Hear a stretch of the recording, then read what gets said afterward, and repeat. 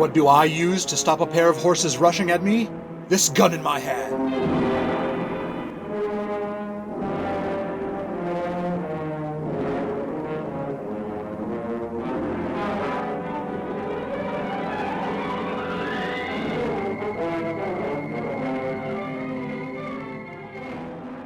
Two horses pull a covered carriage down the cobblestone streets of Parabellum Heights, when suddenly...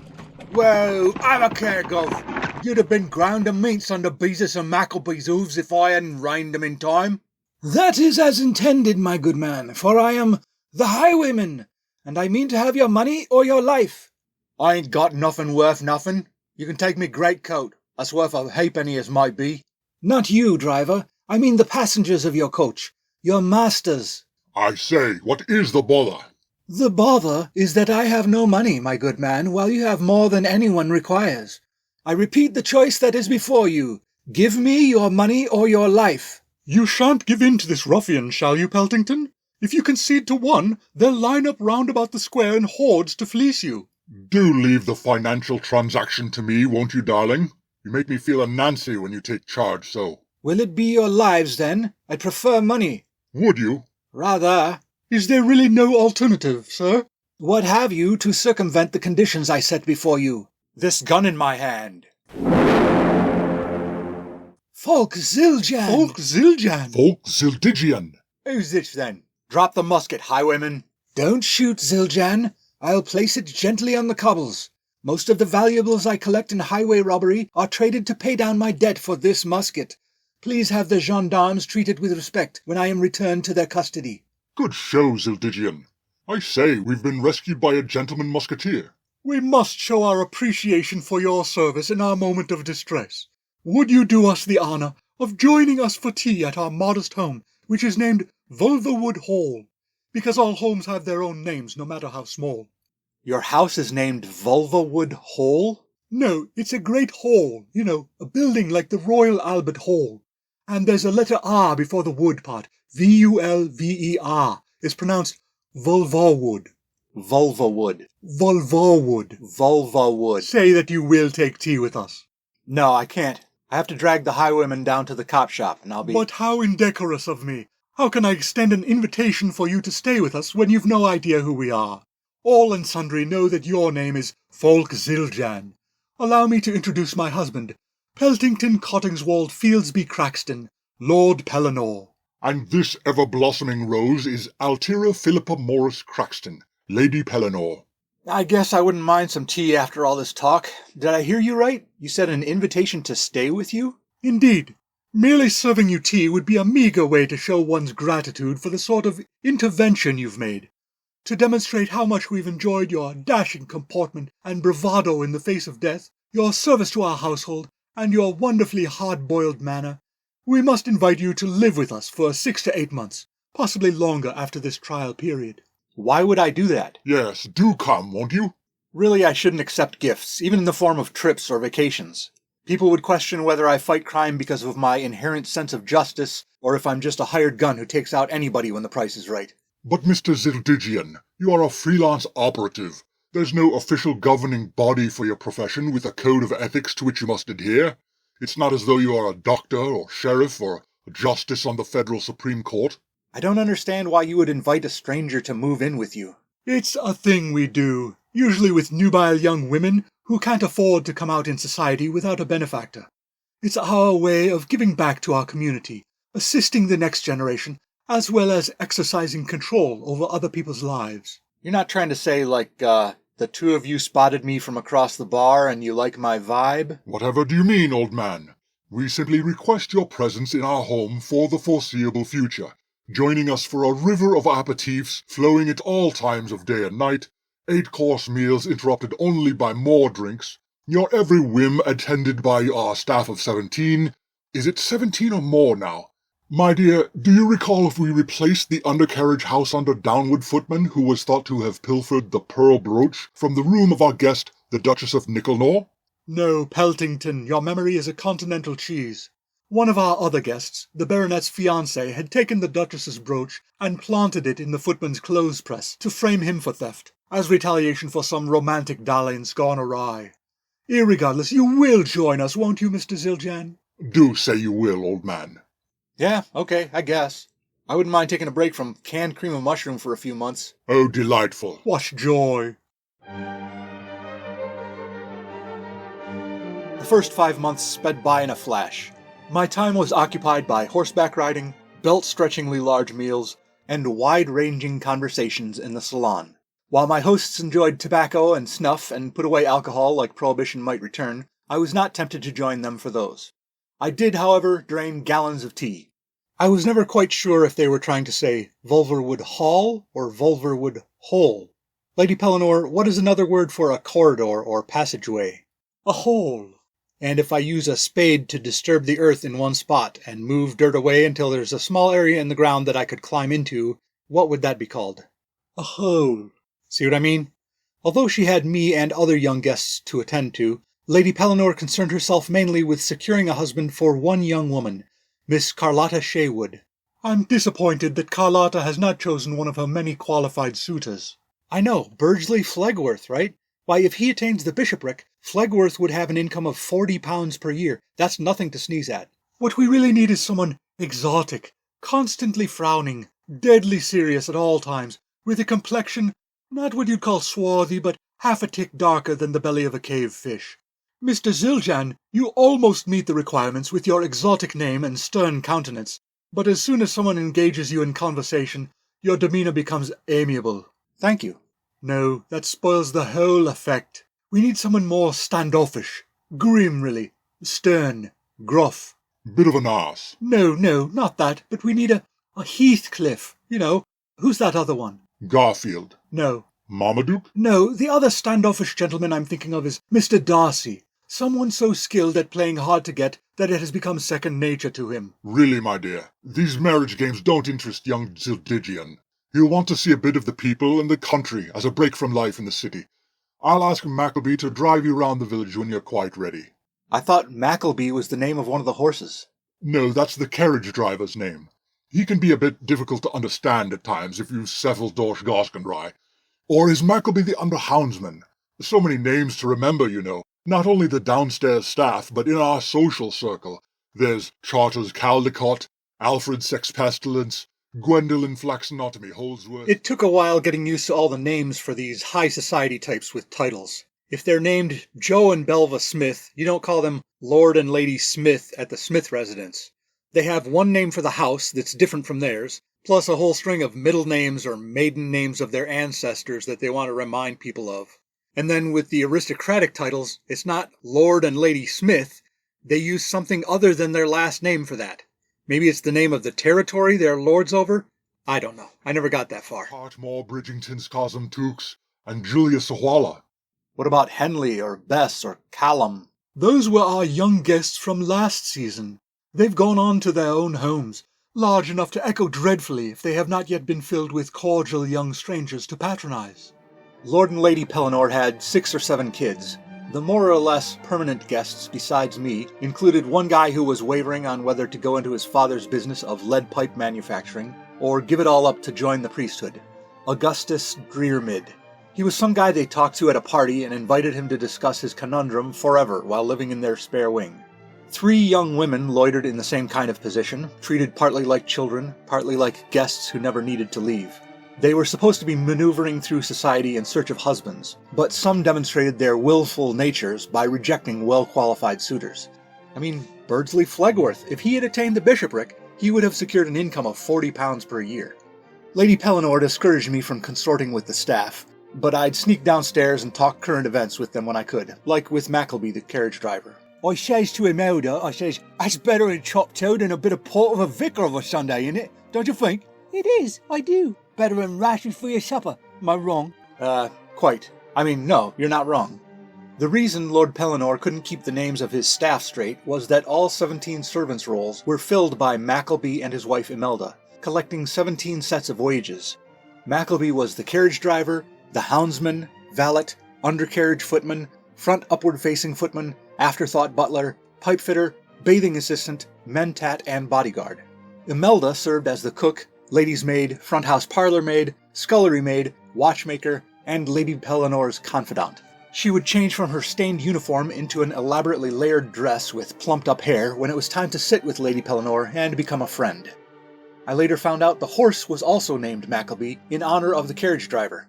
Neither Mackleby the horse nor Mackleby the man refused sugar cubes when Lord Pelennor offered them. Oh boy, that's my cue to exit stage left. I always enjoyed talking with the family and their guests in the salon, walking the hounds with Mackleby, reading selections from Lord Pellennor's surprisingly large library of pulps and dime novels, eating, watching them drink, but whenever Augustus sat at the piano bench, I'd make myself scarce. On one occasion toward the end of my stay, I saddled Beezus and went for a ride. She was feeling her oats, so I gave her the reins. In other words, I let the reins go slack to signal she could run as fast as she wanted. Through dewy fields, over rolling hills, until, at a distance, I saw Miss Carlotta Shaywood sitting on top of a fallen tree, her voluminous skirts spread atop the log, her face buried in her hands. "Whoa there, Beezus! Hold!" "Is there anything the matter, Miss Shaywood?" No, nothing is the matter. Your talent for equestrianism is quite remarkable, Mr. Zildjian.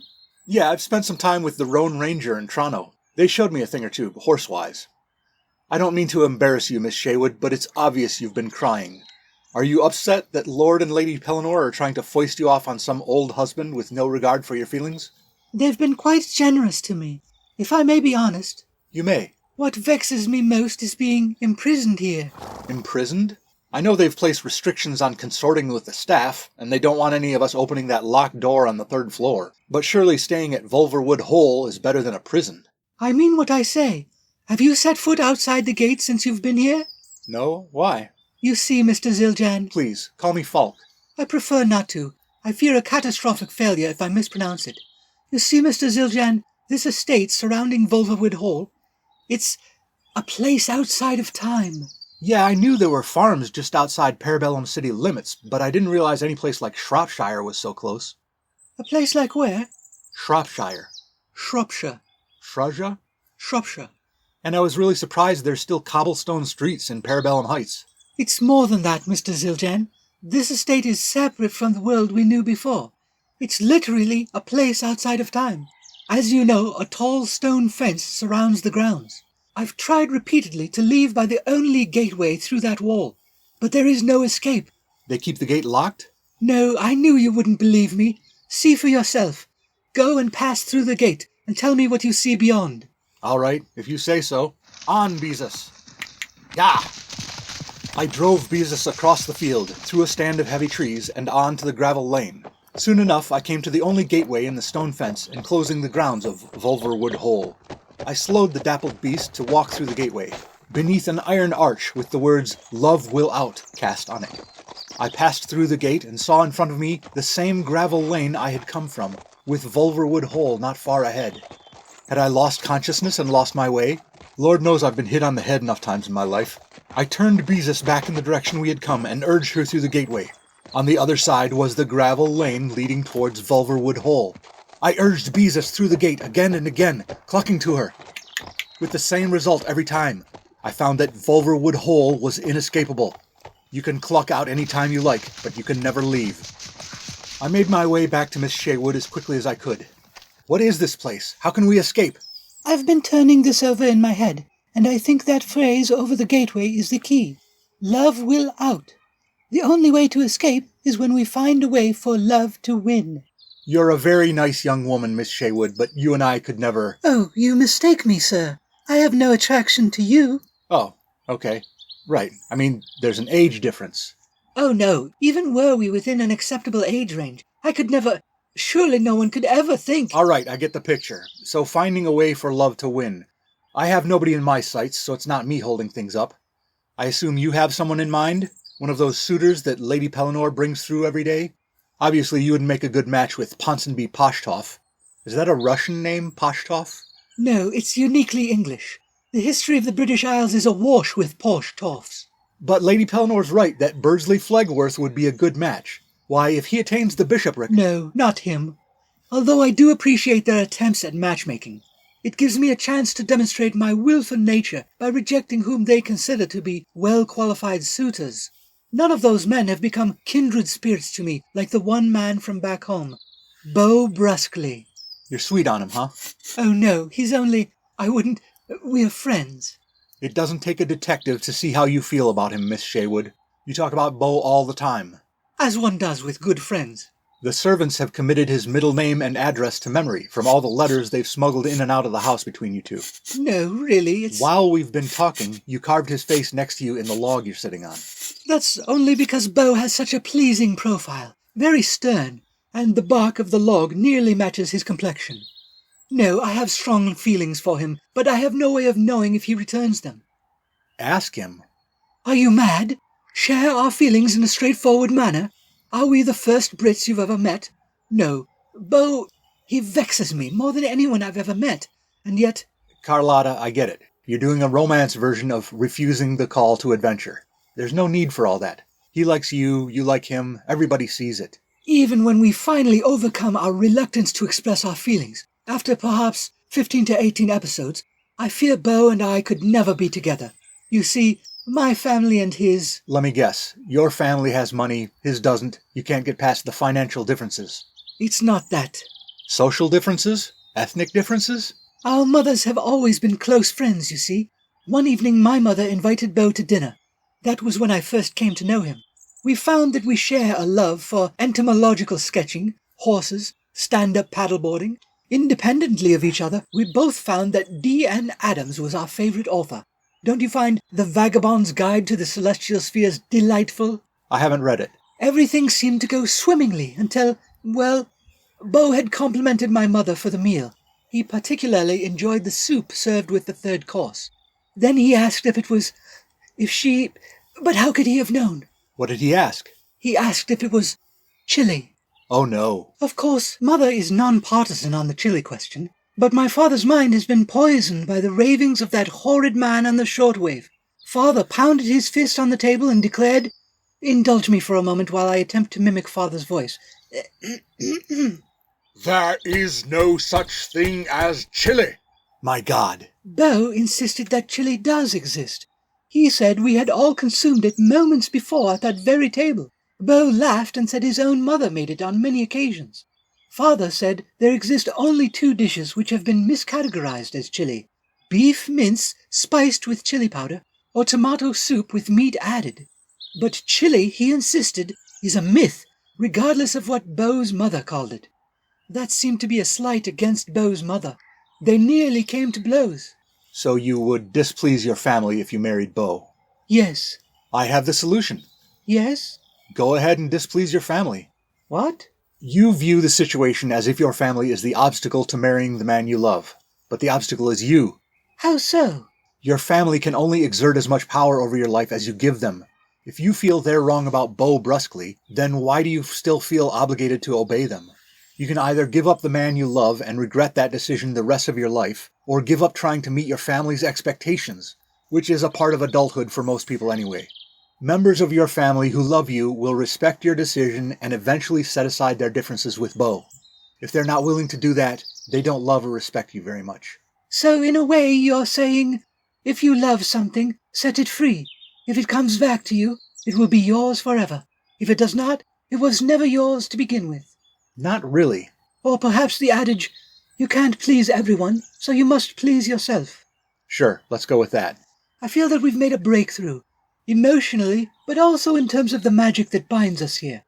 Let me untether Mackleby from the tree, so you and I can ride through that exit for the last time. You've got the horse Mackleby tied up, not the driver, right? Of course I don't have the man Mackleby tied up. He invoked a safe word. Come, let's away from Shropshire. We charged through the field and back to the gate. Whatever power had prevented us from leaving before had been unlocked by the magic of love, or the magic of ignoring your family when they're stupid. Beezus and Mackleby the horse carried us through the gateway. As we passed beneath the words, "Love will out," the road was clear ahead of us. There was only one Vulverwood hole this time, receding from view behind us. Until suddenly a man jumped from the bushes in front of us, barring our way. Miss Shaywood, stop, please. Zildjian, come back. Listen to me. You can't hold us anymore, Craxton, Lord Pelennor, whatever your names are. Don't you understand? If we don't drag out the conflict between Miss Shaywood and her family and her suitor for another 15 episodes, this series will end here and now. This doesn't have to be the end. You can recruit more young people to hem and haw in your drawing room while you manipulate their lives like puppeteers. Or you could launch a spin-off series. Oh, yes, that would be marvellous. Might I suggest choosing one character who had grown up in Shropshire and continues to live there, but travels to Parabellum City for work? A fish-out-of-water story, if you will. It would highlight the differences in culture between the two places, while reminding that, setting aside our superficial differences, we all have our humanity in common. Miss Sherwood, you're describing a remake of Lark Rise to Candleford. No, you can make it unique with one small change. Take any board character from Vulverwood Hole, slap a mask on him, and have him fight crime in Parabellum City. But wouldn't they need superhuman powers, or wealth enough to travel to the Orient to train their mind and body? Of course not, Lord Pelennor. I'm living proof. All you need is a gun to make you the hero of your story. Yes, but dash it all, man, who could we feature in a spin-off? Don't tell me you've run out of names. There's Charters Caldecott, Alfred Sex Pestilence, Gwendolyn Flaxonotomy Holdsworth, Cardmore...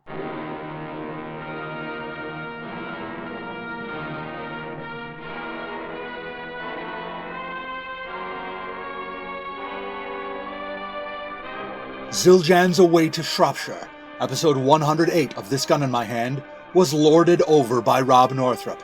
This episode and all others are available on YouTube with automatically generated closed captions of dialogue. Visit thisguninmyhand.blogspot.com for credits, show notes, archives, and to buy my books, such as Little Heist in the Big Woods and Other Revisionist Atrocities. How do I resolve the endless yearning between two hearts and bring them together? With this gun in my hand.